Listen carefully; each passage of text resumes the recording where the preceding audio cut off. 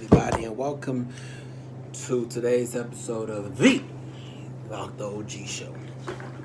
And today, I would like to speak to you all about materialistic possessions and how everything that you think you need to acquire to bring happiness into your life actually has the opposite effect, and it brings sadness into your life because you end up cluttering your life with unneeded materialistic possessions. Um, Life starts to bog you down. You have to work 10 times as harder to maintain all these possessions that you don't even need. Um, but it's the instant gratification that we want when we actually buy the items. It's our impulsiveness that takes over when we purchase these items. Our amygdala, it's a part of your prefrontal cortex that controls your anger, your aggression, um, your pleasure, your need for satisfaction, versus your long-term planning and you being able to wait to satisfy urgent needs. To be able to wait until you have a clear, objective view of everything that you have in your possession, and you're able to accommodate and afford those items that you need. And you will notice when you wait in life to acquire items and possessions that you think you need when you're young, you actually make the opposite decision, and you don't want them. And it's not it's not because you're older now. You don't want to, like, you see a 65-year-old man in a drop top, or in a Lamborghini, or in a Corvette with the top off, riding with his hair blowing, and you tell yourself and you're buying, man, I don't want to wait until I'm 65 riding a drop top Lamborghini or Corvette with my hair blown. I want it now, you know. But if you still want it, you can wait, and it'll still be that much more gratifying when you get it, because then you don't have to be bogged down with other bills, or you won't do it for other people. You actually do it for yourself. If you still want it at that age, you'll do it for yourself. When you're young and we acquire things, a lot of the times we do it for others. We don't really do it for ourselves as much. And that can be pretty challenging, because when people, walk out of your life or leave your life, again, it goes back to being programmed. You become deprogrammed when they leave out of your life. Sometimes they program, or they can have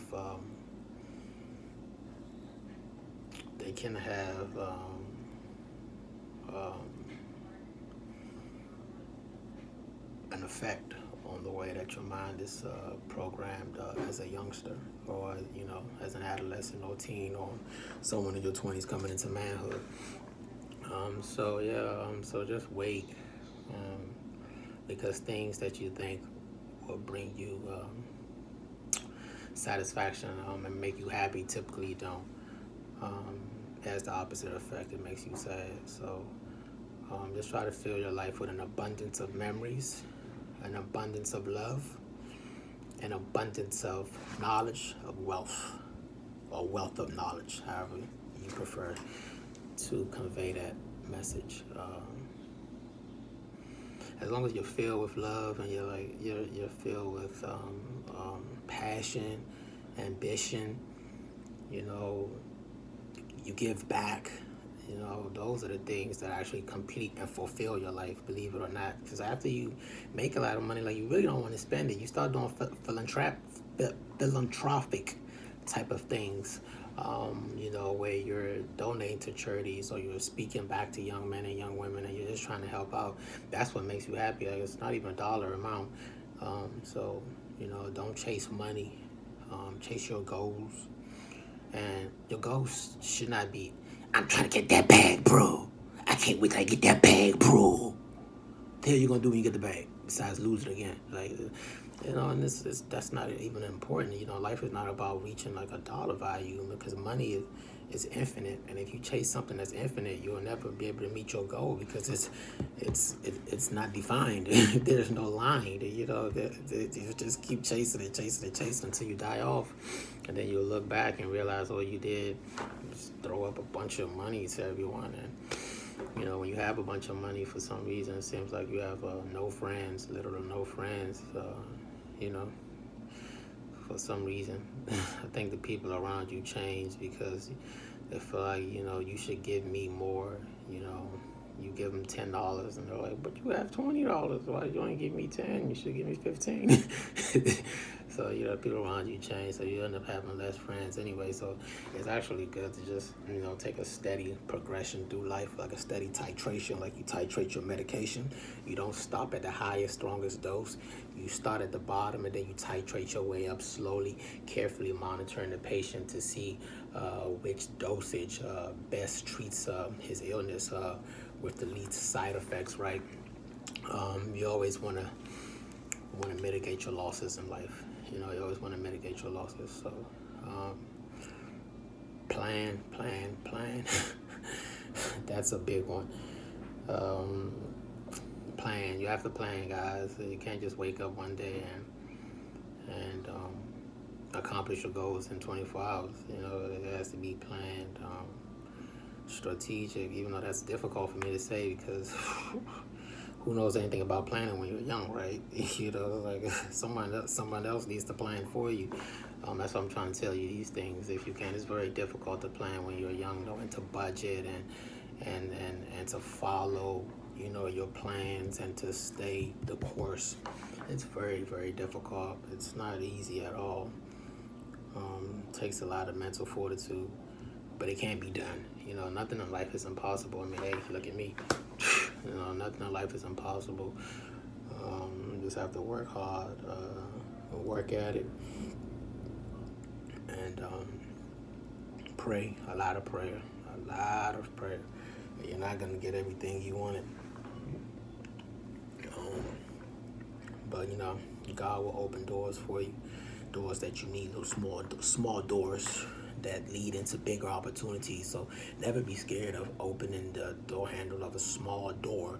You might see a big door over here, you might want to open it, but that big door may lead you down a cliff, right?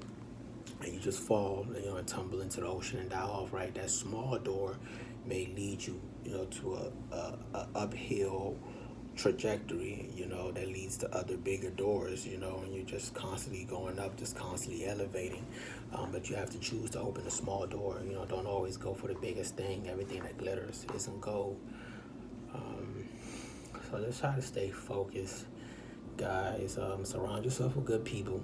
That's very, very important, guys. Surround yourself with people in your field that are doing what they need to do to get to that next level as well. Like always try to surround yourself with positive people and people who are pushing the envelope. Always. Like, I cannot stress that point to you enough, because no one can do it on their own. Every successful person knows that they have to join a group eventually.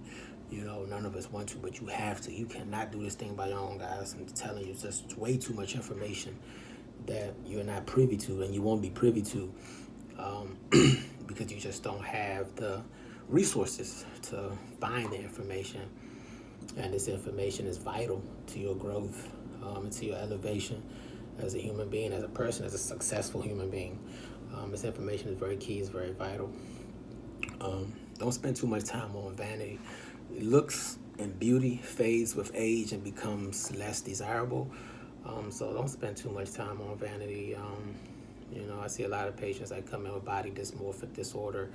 The first thing they do when they get some money, they want to change the size of their ear. My ear is too big. I'm looking in the mirror and I have a huge ear. My nose is too broad and wide. My lips are too thin. So it's like, don't bog yourself down with that. Before you know it, you'll be over your head in surgical bills, and everyone gets paid, from the hospital to the anesthesiologist to the surgical tech to me.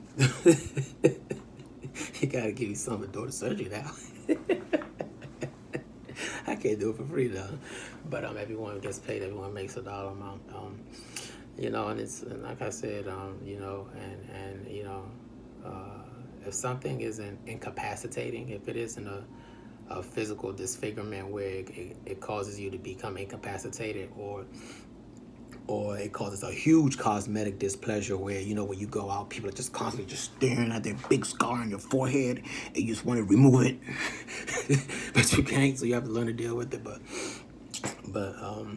you just want to remove it. Some people just get fixated on that scar. They just get fixated on it, and they'll pay hundreds of thousands to have it removed, and it's not worth it. Scars, wounds, they all build character, and they're all a culmination of who you are today, right? They all that character to you. People are gonna stare. People are gonna look. Well, so what? Who cares? Stare, look, call me ugly. I don't give a F. Because I have love in my heart, right? I'm reaching my goals. I'm doing what I need to do to be successful. I'm a productive member of society. I pay taxes. I take my trash out all the time. Yeah, guys, that's all I want to tell you about materialistic things. Does not, buy you happiness. It only brings sadness. It clutters your life. So keep your life decluttered, guys. Declutter your life like you declutter sewer drainage. You have a lymphatic system in your body. Your lymphatic system is responsible for draining the toxic metabolic waste from your body, the sewage, right? So what happens when your lymphatic system overfills, with toxic waste and matter, right? You start getting lymphedema. Have you seen people with the big leg, with the big calf, big gastrocnemius, big soleus, the rectus femoris is huge. Big thighs, big quads, it's all fluid, pedal edema that looks like 10 plus. You can't even feel for a 2+ pedal pulse down there. You can't even feel a tibial pulse down there because everything is just hard and it looks like alligator skin, leather, and charred. That's all lymphedema. That's all just clutter of just toxic waste in your body, and it just spreads. It has nowhere to go. It has nowhere to go. So don't make your life like that. Like, don't clutter your life with toxic waste, with human toxic waste or with clutter. Just try to live a good, long, peaceful life. Life is not short, regardless of what you think. Life is very long, guys. It gets longer and longer and longer and longer each year, right? So try to live a very peaceful life. Try to live a very prominent life. Try to live a very serene life for just normal. Just lower your expectations in life, and have a standard success barometer. Have a standard value of success barometer. Don't make your success barometer level so high that you're trying to attain a position that you see that someone else has. Just make it as you go. Like, your values are going to change as you go up in life. So your success barometer is going to decrease or increase contingent upon whatever your values are in life, correct? Everyone has a success barometer. It's just, it changes, and it modifies as people, program your channel, or people assert different variances that can program your channel, different sayings, and and then they displace their insecurities of what they can't do, and their goals onto you.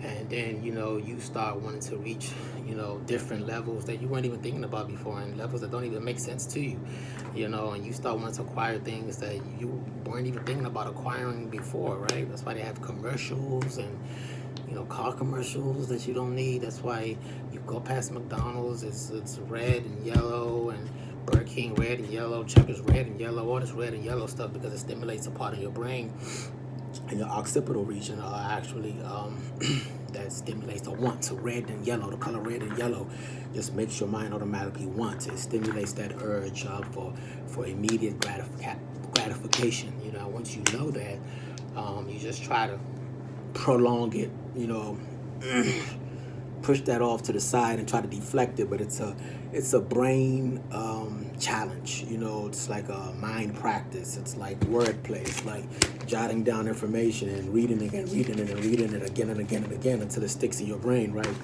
You know, anything you do is like wordplay. It's exercise. Just like physical exercise gets your muscles nice and big and strong.